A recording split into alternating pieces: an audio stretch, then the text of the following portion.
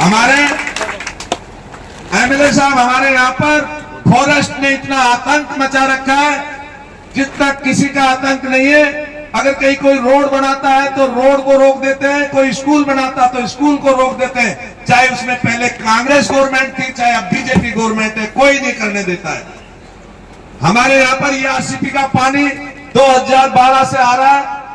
जब सरकार ने घोषणा की थी कांग्रेस ने कि आरपीसी के तहत पानी आएगा, पानी नहीं आया। फिर बीजेपी सरकार आई, उन्होंने कहा कि हम पानी लाएंगे, पानी नहीं आया।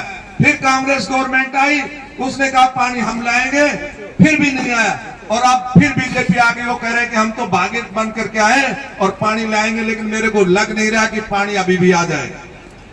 इसी तरह से फॉरेस्ट की इतनी बड़ी समस्या है कि हमारे यहाँ पर 5000 वर्ग किलोमीटर के करीब जमीन हमारी फॉरेस्ट ने अधिग्रहण कर ली है।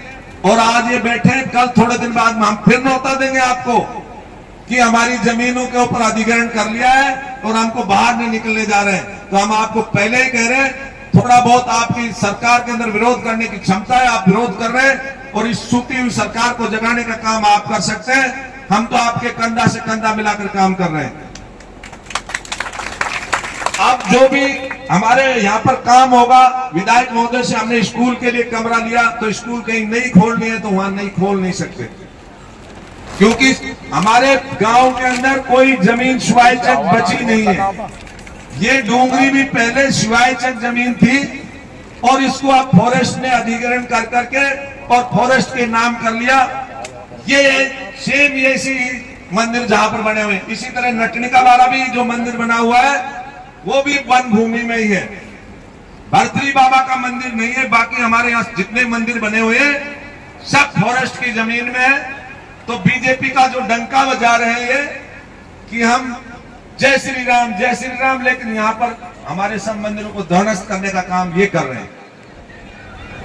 आप पधारे हो, मैं आपका स्वागत करता हूं, अभिनंदन करता हूं कि आप यहाँ पर पहुंचे और इस जनता का आशीर्वाद देने के लिए आप आए। हमारे तो दुख चलते ही रहेंगे। ये तो तय हो गया है कि अपन को तो 6 महीने साल भर में फिर दोबारा आंदोलन कोई न कोई करना ही पड़ेगा। आप पहुंचे, उसके लिए बहुत बहुत धन्यवाद। इसलिए सभी हमारे अतिथि, मेरे सामने उपस्थित पिता तुल्य बुजुर्गों, नौजवान साथियों, जो ये रामराज की बात करने वाली सरकार है, जब तोड़ा गया तो जिस बुलंदी से आपने पूरे प्रदेश में आवाज को उठाया, इस सरकार को झुकने पे आप लोगों ने मजबूर किया। प्रेम जी, आप तो यहाँ के मजबूत नेता हो, आप बीजेपी के कब से हो गए? बीजेपी के तो हो ही नहीं सकते। आप तो सिर्फ पायलट परिवार के आदमी। मैंने जब से देखा इनको राजनीति में, पहले राजेश पायलट साहब के, फिर सचिन पायलट साहब के, आज भी उनके ही हैं, चाहे कहीं भी जाओ।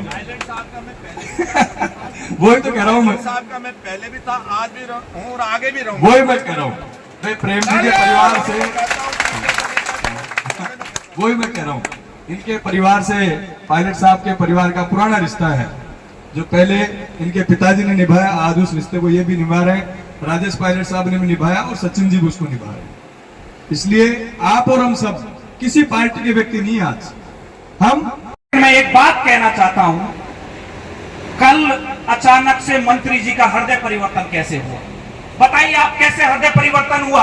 उनकी भावना आपके साथ नहीं थी, उनकी भावना इस बात में थी कि कल 10,000 और 20,000 की संख्या में गुर्जर समाज इकट्ठा होगा। लेकिन मुझे एक बात बताओ, ये सरकार हमारे समाज को तोड़ने का काम क्यों करती है? जब मंत्री जी की भावना हमारे प्रति सकारात्मक थी तो वो 3 दिन पहले भी कह सकते थे, जब मंदिर टूटा उसके दूसरे दिन भी कह सकते थे, या फिर आज हमारी महापंचायत में आकर भी वो कह सकते थे, लेकिन हमारे समाज को तोड़ने का काम किया। मैं कहना चाहता हूं, इन लोगों की भावना हमारे प्रति पॉजिटिव नहीं है, ये हम लोगों की ताकत को तोड़ना चाहते हैं। आज ये महापंचायत हो रही होती या 10,000 और 20,000 गुर्जर इकट्ठा होकर अपनी ताकत दिखाता और ताकत के बीच में आकर मंत्री जी यहाँ आकर घोषणा करते कि मैं तुम्हारा मंदिर अगस्त में या जो भी उन्होंने डेट डिसाइड की उसमें बनवा देता, तो हमारा भी मान सम्मान था और भगवान श्री देव नारायण का भी मान सम्मान था।